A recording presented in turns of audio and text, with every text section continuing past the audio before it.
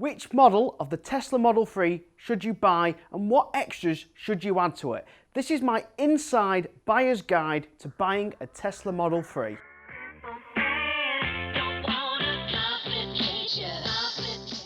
So let's first start off with the Standard Range Plus. That is the cheapest Tesla model that you can buy and the only one I'm telling you not to buy, because for £6,500 more in the UK and not much more in other markets as well, you can buy the long range model, and that £6,500 extra gets you a hell of a lot more. Now if you're spending over 40 grand, a small increase is not really a huge percentage, and you are getting a lot for your money like I mentioned.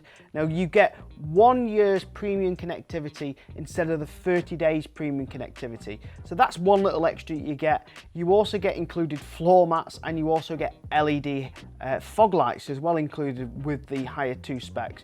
You get a quicker 0 to 60 time and a quicker top speed. Those things are obvious.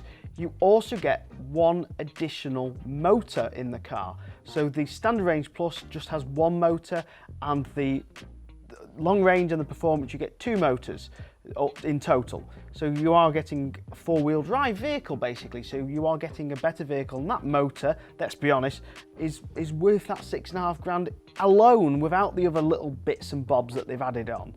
What you also get, and I mean this is the biggie, this really is the biggie, you're getting a bigger battery in the long range model and the performance model, and that is the main reason why you shouldn't buy the Standard Range, because the battery size can be a real issue. Now there is a reason why you do need a bigger battery than what the Standard Plus offers, and that is because Tesla's recommendation is to only ever charge the car to 90% unless you're doing a long planned trip, and this is to obviously help with battery degradation and battery loss, and which there's a video about that top right if you want to learn more about charging your battery to 100% and why it's not a great thing to do regularly. Now if you are charging this model here, so this is the performance model, the highest range model they do. This performance model has the same battery as the long range but does a little bit less miles because of the twin motors and extra horsepower, etc, etc. This has a WLTP range of 329 miles. Now Tesla's recommendation of charging to 90% gives you a WLTP of 296 that they're recommended, so plenty of miles, you know, good range. However, at the moment it's 90% charged, and the real world driving range of this car at the moment is only 276 miles range, so you know, quite a lot less range at 90%, but still a very comfortable range with this size battery. Now if you go for the long range, the obviously top speed's less and the 0 to 60 is less, so you get a little bit more range out of this battery in the same battery in this car, and the WLTP is 348 miles range, so that's not bad.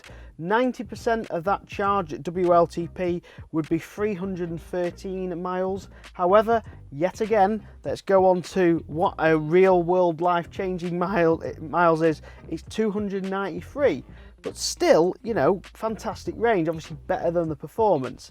Now the problem is when you go into, you're looking at the Standard Range Plus. Now the Standard Range Plus has a WLTP of 254 miles. 90% of that WLTP is 228 miles. Okay, it's fine. 90% of that real world life driving is actually only 213 miles. Now the reason why this comes into a problem is you're only going to get 213 miles, and a lot of people go, oh, that's fine, that's plenty of miles, it's over 200. However, until you've owned a Tesla, you haven't realised that if you're using the features like Sentry Mode, which is the cameras all around the car that keep an eye on baddies trying to key your car outside your house, you are going to lose a hell of a lot of range. The battery drain on this with Sentry Mode on is scary. Now with battery Sentry Mode off, there's a small drain on the Tesla, but it's not huge. It's a little bit worse than the Renault Zoe, a little bit worse than the Nissan Leaf, but it's not awful. But with Sentry Mode on, you will physically see the percentage range of your battery plummet. It loses mass vast amounts of energy. So you could have a 90% charge, 230 miles range, go to bed, leave Sentry mode on, and you'd wake up with probably about 150, 160 mile range. In which case, if you're just buying a Tesla for long range, you know, for 200 miles, you might have bought a Renault Zoe ZE50, which will do that. It's ridiculous, the phantom drain you're getting on this. So buy the long range. It's the best size battery for the best bang for the buck, and at that price. This is obviously a performance model, and I've just told you to buy the long range. Now, should you buy the performance model?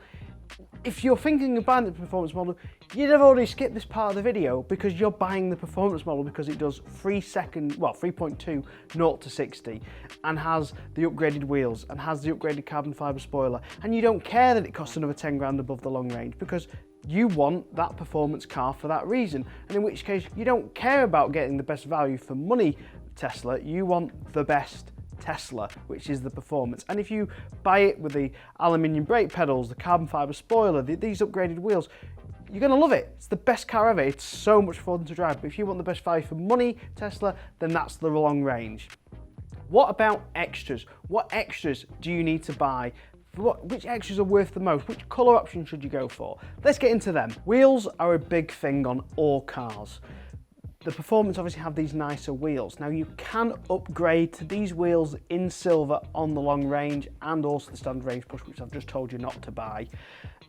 You can, yes, or you can get the standard ugly looking aero wheels. Now for value for money, buy the aero wheels. They have horrible caps on them. You can take those caps off and you can buy a centre cap in the middle that covers it up, and it makes those 18-inch wheels look a bit nicer. And that is what I do. If you're looking at getting the best value for money, do that. And if the wheels really bother you in the future, buy some aftermarket wheels and fit them instead. The next possible option is you've got black or white interior. This has the white interior and it is gorgeous. It's a big thing Tesla have always promoted, is white interiors, this beautiful white interior that they do. Would I buy white interior? It's £1,000 extra. I love it, but I also love my dog more, and one of them would have to go. It's either the white interior or the dog, and for me, £1,000, possibly keeping this clean and looking as beautiful as this would be a real challenge with a dog, kids. So personally, I'm going to stick with the black interior, and it's also £1,000 cheaper. Colour is a very personal preference. But Tesla, you get this colour for free. This is pearlescent white, so it's not a standard solid white paint, it's actually a pearlescent white paint, and it's probably one of the nicest colours. My only colour that I prefer more than this pearlescent white is the tricoat red, but it's quite expensive. It's over £2,000 for the tricoat red. So from all the colour preferences, I'd actually go for the free colour, which is the pearlescent white. Now, if you want to be a bit different, feel free to pick one of the other colours, but remember that the most popular colour in the United Kingdom, in the EU, for resale is white. This car's also got full self-driving, which is a £5,800 extra. Should you pay for full self-driving? Find out next week's video. And I'll go all about, is it worth the full £5,800? Thank you very much for watching this week's video. Don't forget to click subscribe. Don't forget to give the video a thumbs up, and I'll see you again next week for the full self-driving review video.